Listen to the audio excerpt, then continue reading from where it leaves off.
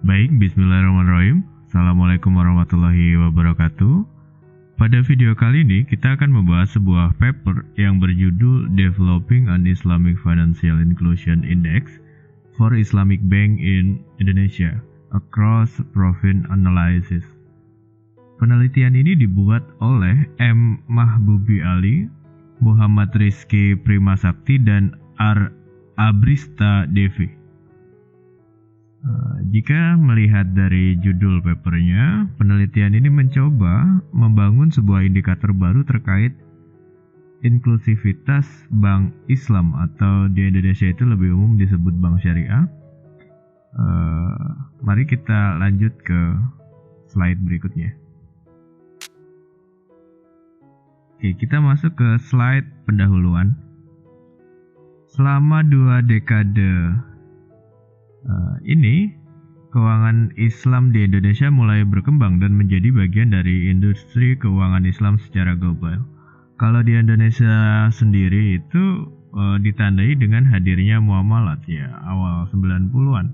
Mungkin sekarang bukan 2 dekade lagi, tapi hampir 3 dekade.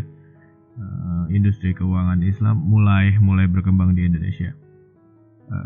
Kemudian inklusi keuangan merupakan bagian penting dari agenda nasional untuk mengakselerasi pertumbuhan ekonomi, pemerataan distribusi pendapatan, pengentasan kemiskinan, dan juga stabilitas keuangan.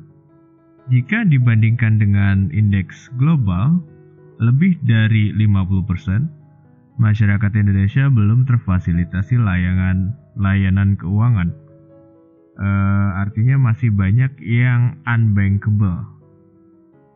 Angka tersebut diperoleh dari indeks inklusivitas secara umum, namun belum spesifik untuk indeks lembaga keuangan Islam, indeks inklusivitas lembaga keuangan Islam. Jadi, jika kita melihat dari tujuan dari penelitian ini adalah yang pertama, untuk membuat ukuran baru terkait indeks inklusivitas keuangan Islam di Indonesia, khususnya. Yang kedua adalah untuk menguji hubungan antara inklusivitas keuangan dan pembangunan manusia. Jadi memang secara umum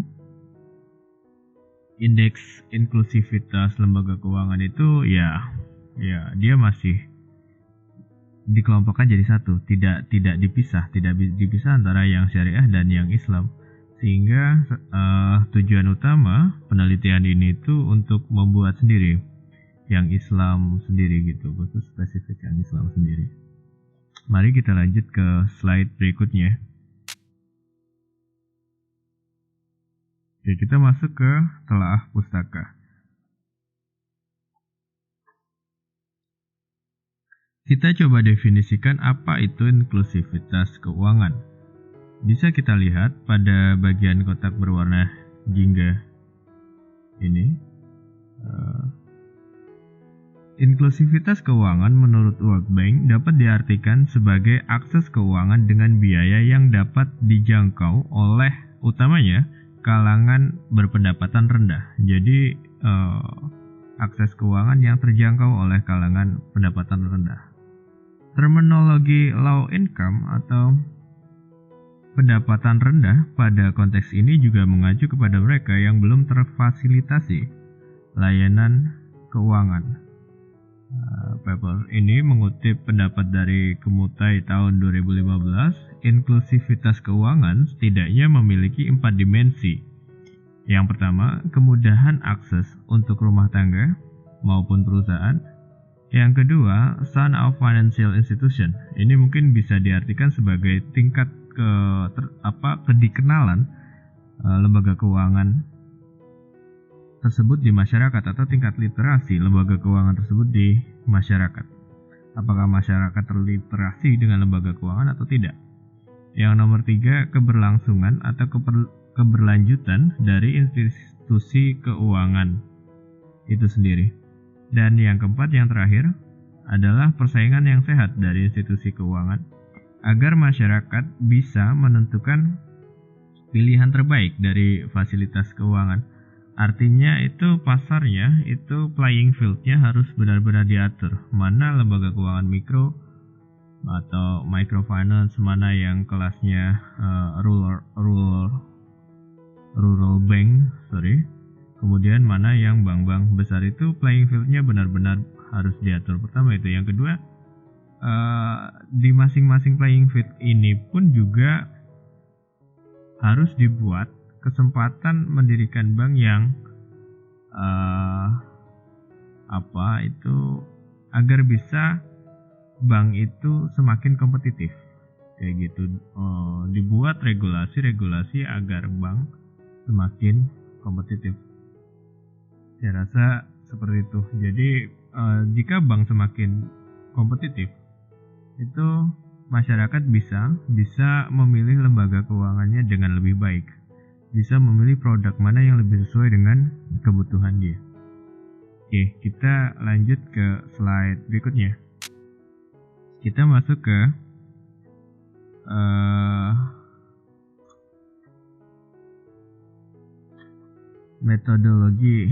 metode dan data. Oke.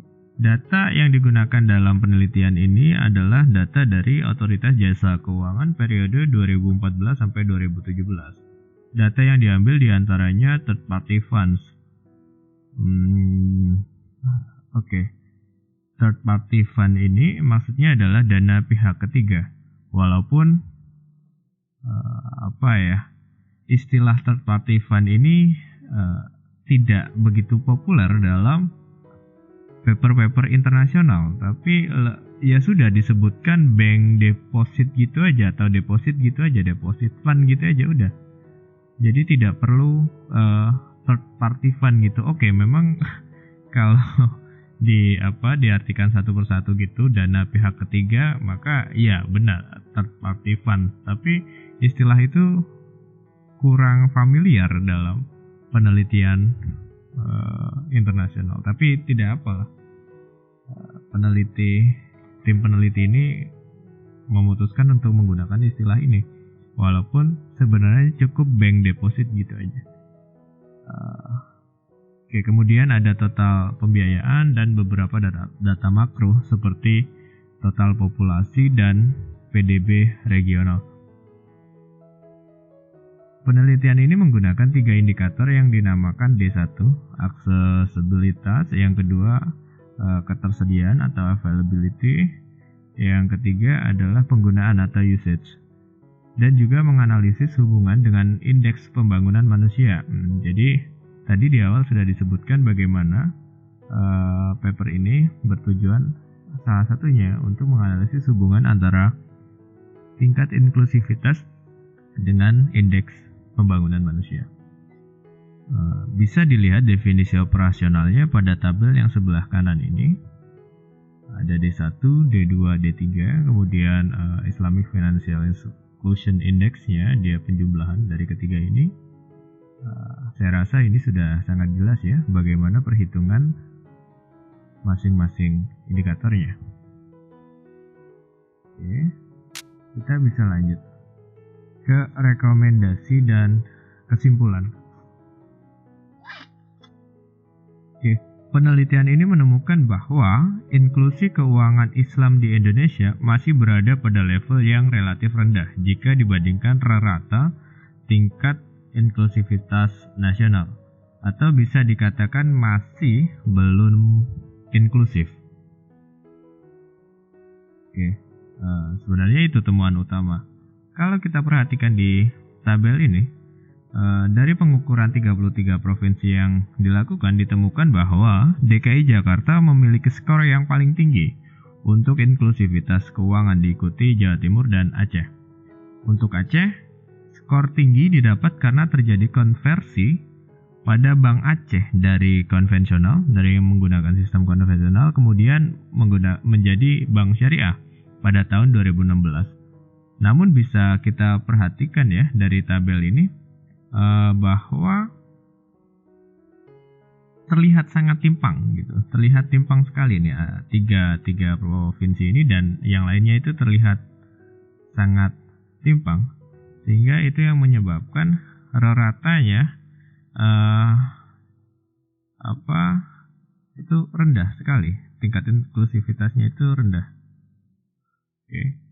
Kemudian yang kedua, penelitian ini juga menemukan bahwa ada hubungan positif antara inklusivitas keuangan Islam dengan indeks pembangunan manusia. Artinya, semakin baik tingkat inklusivitas akan meningkatkan level indeks pembangunan manusia juga. Oke. Itu temuan utama dari penelitian ini, sehingga kita bisa menggarisbawahi bahwa baik secara umum, baik indeks inklusivitas secara umum maupun khusus untuk bank syariah itu ternyata hampir sama saja. Artinya bank-bank di Indonesia baik konvensional maupun syariah dia tidak inklusif. Itu pertanyaan besar dari bedah paper kali ini. Penelitian ini juga memberikan beberapa rekomendasi dari temuan penelitian, diantaranya pemerintah. Yang pertama, pemerintah harus memberikan atensi lebih untuk meningkatkan penggunaan dan ketersediaan baik dana dan juga institusi keuangan Islam itu sendiri. Karena dibandingkan dengan konvensional itu jumlah institusi keuangan Islam masih terbatas. Justru dengan adanya sistem digital ini, semua akan shifting ke arah digital. Ini kita berharap bahwa institusi keuangan Islam itu bisa mengambil momentum membuat produk-produk yang sesuai gitu. Karena dengan sistem digital ini, kehadiran fisik bank seperti bank-bank konvensional itu ada bank konven yang hampir di setiap kecamatan itu dia punya cabang secara fisik. Sedangkan bank syariah kalau ingin mengikuti cara itu akan sangat berat, sehingga dengan beralihnya ke arah digital ini semoga bank Islam itu bisa mengambil momentum itu dengan baik, bisa mengambil kesempatan ini dengan baik. Yang kedua, pemerintah juga harus menyediakan payung hukum atau fungsi regulasi untuk menciptakan playing field yang baik di industri keuangan syariah. Sekali lagi, playing field itu penting. Dengan adanya dual banking system di Indonesia, artinya lebih banyak pilihan skema perbankan, sistem perbankan yang lebih sesuai dengan masyarakat. Saya rasa itu sudah sangat baik. Namun memang secara porsi market share perbankan syariah itu masih di angka 6% lah kalau dikatakan lah. 6%, dan itu masih kecil jika kita lihat kita sudah mengembangkannya hampir 3 dekade, tapi kita baru dapat market share sekitar 6%. Pasti banyak faktor yang menyebabkan kenapa market share-nya masih di angka 6%. Tapi semoga kita selalu berharap ke depan itu bisa ada improvement yang baik, bisa ada segmentasi yang baik, karena Islam sendiri menerapkan berbagai macam skema keuangan yang bisa digunakan untuk kelas-kelas tertentu. Kalau kita mengaitkannya, kalau kita refer kepada penelitian ini, maka bisa mulai fokus kepada segmen-segmen kelas pendapatan ke bawah, pendapatan rendah. Peneliti juga merekomendasikan keuangan Islam sebagai mesin utama untuk pembangunan ekonomi dan meningkatkan kesejahteraan. Ini ketiga hal ini dari sisi rekomendasi untuk pemerintah, sedangkan yang terakhir adalah dari sisi kepada sisi industri keuangannya. Industri keuangan Islam juga harus meningkatkan akses finansial, terutama bagi pendapatan golongan rendah. Ini menjadi link bahwa penelitian ini menemukan tingkat inklusivitas lembaga keuangan Islam itu masih rendah. Artinya orang yang pendapatan golongan menengah ke bawah berpendapatan rendah itu masih banyak yang belum terakses juga dengan adanya bank syariah atau lembaga keuangan Islam, di satu sisi memang beresiko untuk untuk bermain pada segmen ini. Tapi di sisi lain, ini juga menjadi peluang untuk meningkatkan market share Indonesia selama bisa di-develop produk-produk yang khusus atau skema-skema yang khusus untuk bisa mengakomodir golongan pendapatan menengah ke bawah ini atau unbankable ini. Saya rasa demikian yang bisa saya sampaikan.